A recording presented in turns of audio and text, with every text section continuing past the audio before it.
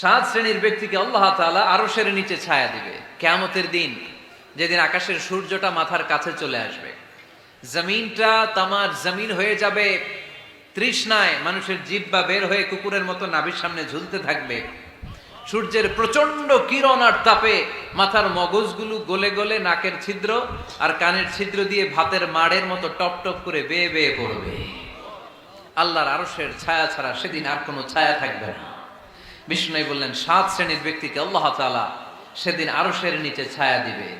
তার মধ্যে থেকে এক শ্রেণীর ব্যক্তি রাজুলুন তাসাদ্দাকা বিসাদাকা ফাআখফাহা, এক শ্রেণীর ব্যক্তি হচ্ছে ওই ব্যক্তি যে গোপনে আল্লাহর জন্য দান করে।